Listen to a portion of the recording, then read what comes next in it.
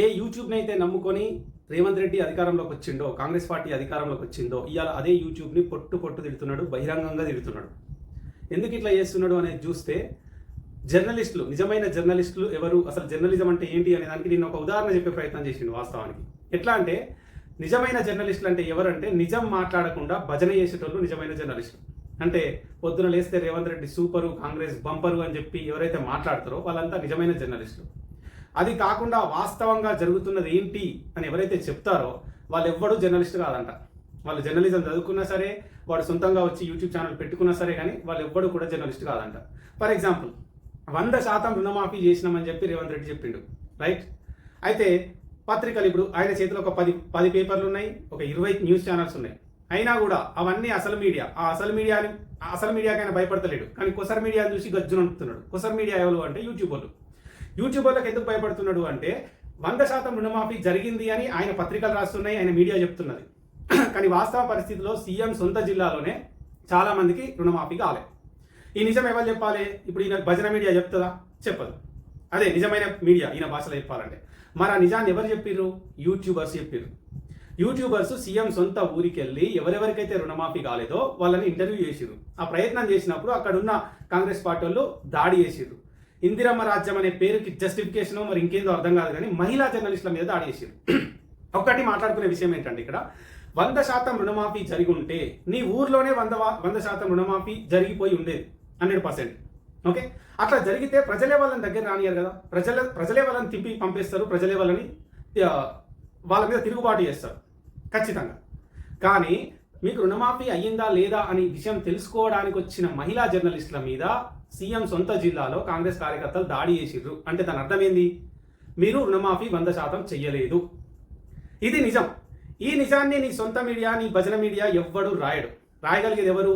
Only ఈ YouTubers మాత్రమే. చెప్పగలిగేది ఎవరు? ఈ యూట్యూబర్స్ మాత్రమే. నిజం చెప్తున్నారు కాబట్టి నీకు కడుపు మండుతున్నది. గురుకులాలు బంపర్ ఉన్నాయి, గురుకులాలు సూపర్ ఉన్నాయి అని నీ భజన మీడియా రాస్తుంది.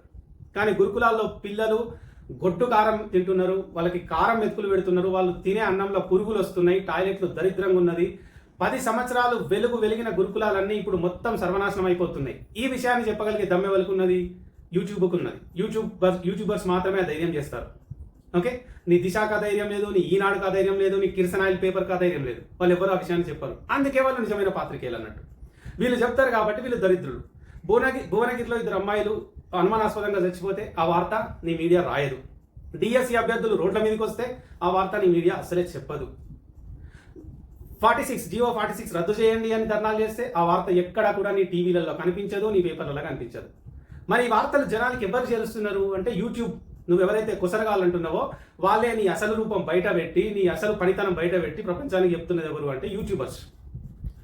రైతు బంధు గురించి రాస్తారా మీ పేపర్లు? రాయరు. వానాకాలం అయిపోతుంది, ఇప్పటికీ రైతు బంధు గతిలేదు. రాస్తారా? రాయరు. మరి ఆ విషయం నిజం ఎవరు చెప్తాడు?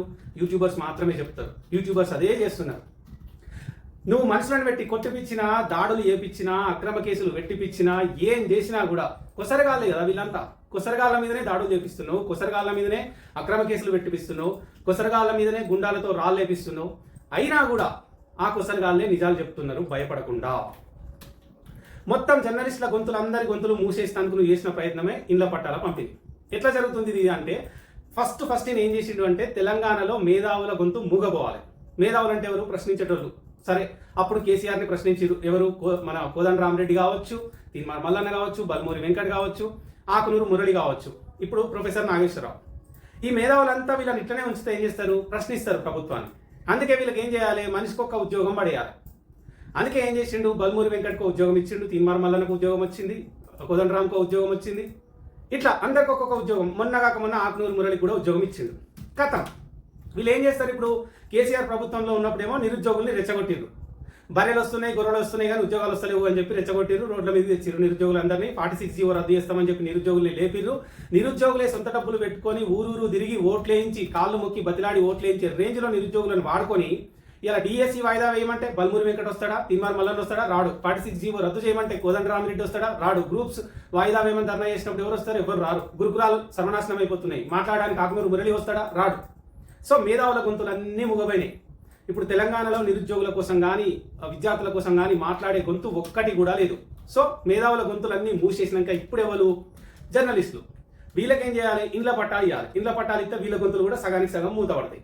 కానీ ప్రాబ్లం అంతా ఎక్కడ వస్తుంది, యూట్యూబ్ తోటి వస్తుంది. ఈ యూట్యూబ్ని మాత్రం ఏం చేయడానికి లేదు. నీ ఆస్తులు అమ్ముకుంటావా, మొత్తం నువ్వు ప్రాజెక్టులు అమ్ముకుంటావా, మొత్తం తెలంగాణ రాష్ట్రాన్ని తాకట్టు పెట్టినా కూడా యూట్యూబ్ ఛానళ్ళని కొనడం సాధ్యం కాదు. అందుకే ఫ్రస్ట్రేషన్ తోటి ఊగిపోతున్నాడు అన్నట్టు. కుసరగాళ్ళేనా మరి, కుసరగాళ్ళ గురించి ఇంతగానం ఎందుకు తిప్పలు పడుతున్నామని జనాలు అంటున్నారు. వాస్తవమే కదా మరి.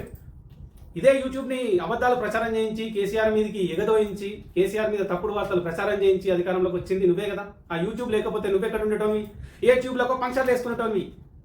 కానీ ఈరోజు సీఎం అయినావు అంటే ఆ యూట్యూబ్ వల్లనే. సో ఖచ్చితంగా నువ్వు కాదు కదా, నీ జేజమ్మల తాటాకుల చప్పులకు కూడా యూట్యూబ్ అనేది భయపడదు. ప్రపంచంలో యూట్యూబ్ని ఎవడు టచ్ చేసినా వాడు సర్వనాశనం అయిపోయాడు. అది నీ తరం కాదు, నీ జేజమ్మల తరం కూడా కాదని చెప్పి యూట్యూబర్స్ చాలా గట్టిగానే క్లాసులు వీక్తున్నారు.